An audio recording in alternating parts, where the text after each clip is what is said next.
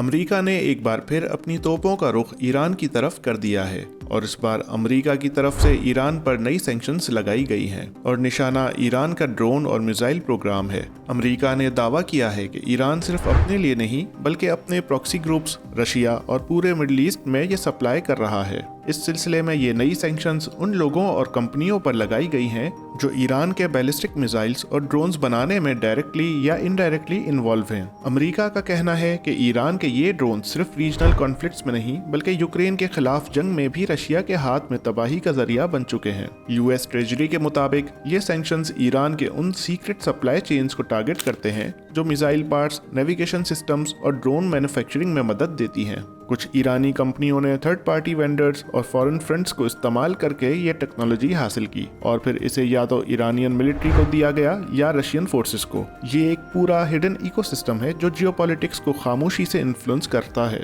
ان sanctions کی timing بھی بہت اہم ہے کیونکہ ایران نے حال ہی میں کچھ اور لانگ رینج بیلسٹک میزائلز کا تجربہ کیا ہے اور ان کے ڈرون ایکسپورٹس میں بھی کافی زیادہ گروتھ دیکھی گئی ہے۔ امریکہ کے مطابق ایران اپنے ڈرونز حزب اللہ، حوثی ملیشیا اور رشیا کو سپلائی کر رہا ہے، جس کا اثر براہ راست سویلینز پر پڑ رہا ہے، چاہے وہ غزہ ہو یا یوکرین کے شہر۔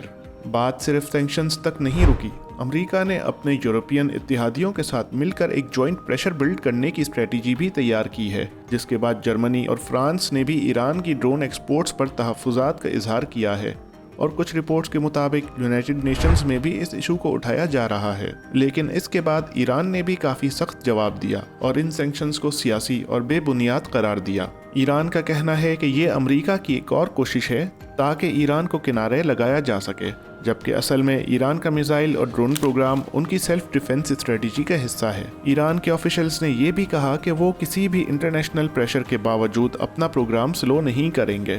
ایک اور اہم بات یہ ہے کہ یہ سب اس وقت ہو رہا ہے جب ایران اور امریکہ کے درمیان قیدیوں کے ایکسچینج اور نیوکلیئر ڈیل کے حوالے سے انڈائریکٹ نیگوسیشنز ہو رہی ہیں۔ اب سوال یہ ہے کیا یہ نئے سینکشنز ان مذاکرات پر منفی اثر ڈالیں گے یا نہیں؟ سیاسی تجزیہ کار کہتے ہیں کہ یہ ایک نئی قسم کی جنگ ہے جہاں پر میزائل اور ڈرون کی صلاحیت پاور کی ایک کرنسی بن گئی ہے۔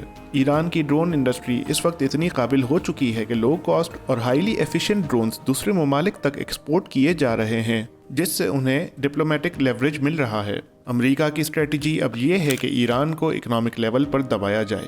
ان سینکشنز کا مقصد صرف سزا دینا نہیں بلکہ ایران کو تنہا کرنا بھی ہے تاکہ ایران کا ڈیفنس سسٹم کمزور ہو سکے۔ لیکن تاریخ یہ بتاتی ہے کہ ایران نے ہر دفعہ نئے طریقے سے ان سینکشنز کا آلٹرنیٹیو نکالا ہے۔ تو اب یہ دیکھنا ہے کہ کیا یہ نئے سینکشنز ایران کو روک پائیں گے یا پھر ایران ایک بار پھر پریشر کے باوجود اپنے پروگرامز کو مزید آگے لے جائے گا۔